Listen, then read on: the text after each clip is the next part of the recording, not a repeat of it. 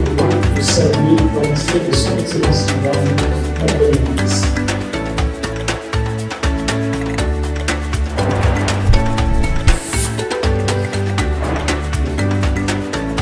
À cette occasion, je vous transmets les très vives et chaleureuses salutations du président de la République démocratique du Congo, chef de l'État, son Excellence M. Félix-Antoine Tshisekedi Tshilombo. J'encourage la mise en œuvre sans faille de la charte régionale des États membres de l'autorité du lac Tanganyika, portant mesures de gestion durable de la pêche dans ce lac et son bassin.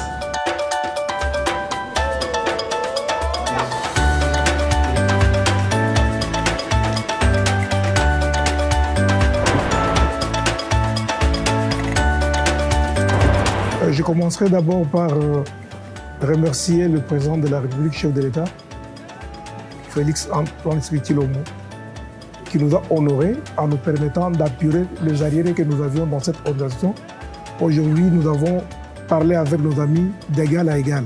Mon profond respect à Madame la Première ministre, son Excellence Tshumino Tuluka Judith, qui nous a soutenus avec sa présence et qui nous a encadrés par rapport à cette manifestation au niveau du gouvernement.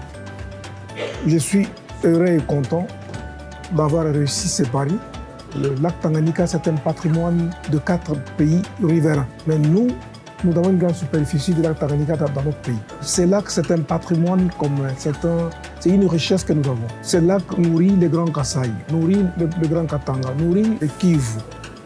Nous avons signé une convention sur la gestion de ce lac. Nous devons tenir nos engagements pour la bonne gestion. Et c'est pourquoi il y a eu cette réunion qui a un succès qui nous permet de tenir la prochaine réunion à Zambie au mois d'octobre de l'année prochaine. Donc je suis satisfait, content que notre pays prend la présidence de cette organisation.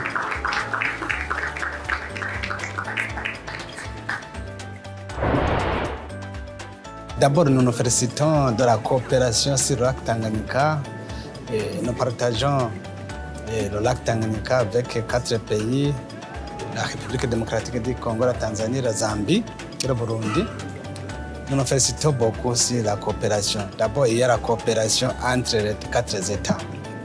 Concernant les avantages, nous avons beaucoup d'avantages. Seulement, comme nous partageons des avantages et des bénéfices, il y a aussi des défis. Sur le lac Tanganyika, c'est un lac qui a un ciel affluent. Et quand il y a des inondations, ça devient un problème pour les villes riveraines. L'année dernière, nous avons connu des inondations presque dans tous les 4 pays, qui a provoqué la perte de vies humaines, le déplacement des personnes riveraines, la destruction des infrastructures.